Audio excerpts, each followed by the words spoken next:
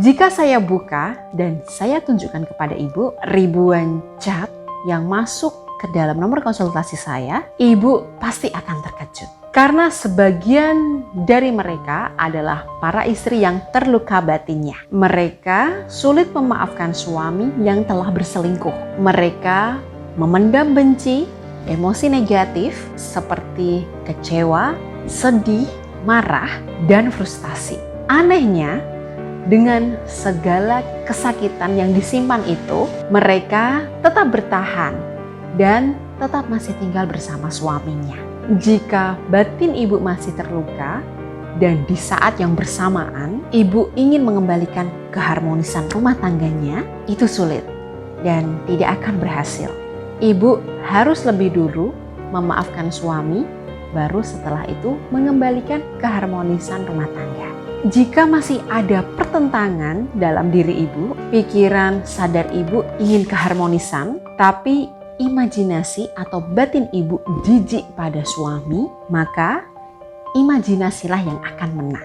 Maka hal pertama yang harus ibu lakukan jika ingin mengembalikan keharmonisan rumah tangganya, buang rasa muak dan benci pada suami.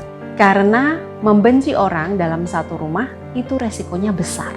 Setiap hari ibu masih melihat wajah suami, masih melayani makan dan minumnya, tapi ibu kesulitan membuang rasa benci itu. Ibu masih marah, kecewa karena melihat suami yang seolah tidak merasa bersalah. Kebencian itu masih ada di benak ibu dan makin lama makin membesar.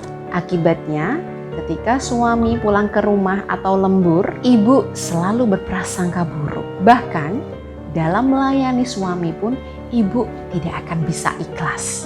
Ingat, rasa benci yang ibu simpan akan menggerogoti kebahagiaan dan kesehatan ibu. Ini fakta. Banyak klien saya yang belum bisa melepaskan rasa sakitnya dan itu berpengaruh bagi kesehatannya. Ada yang terkena liver, kanker, mah akut, kecemasan berlebih, dan sebagainya. Jadi, mulai sekarang pelan-pelan belajar memaafkan suami. Tidak harus buru-buru, yang penting ibu mulai dari sekarang.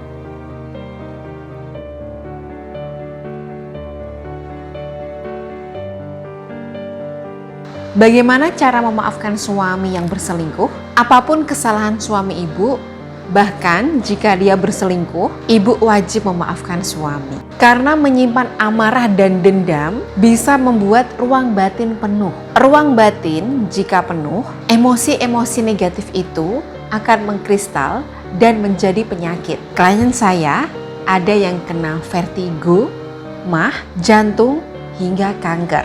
Karena kelamaan menyimpan luka batin. Jika ibu kesulitan memaafkan suami karena masih teringat kesalahannya, saya sarankan ikuti terapi detoks batin.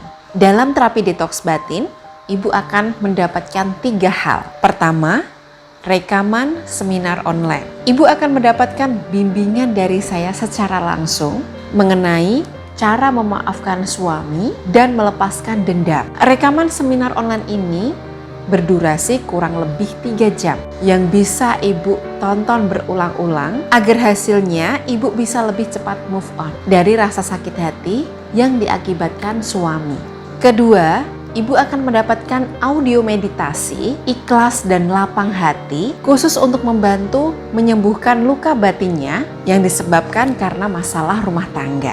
Audio meditasi berdurasi 30 menit ini ada bimbingan suara saya juga yang perlu ibu dengarkan setiap malam sebelum tidur. Insya Allah bisa membuat ibu lebih tenang, ikhlas, dan damai.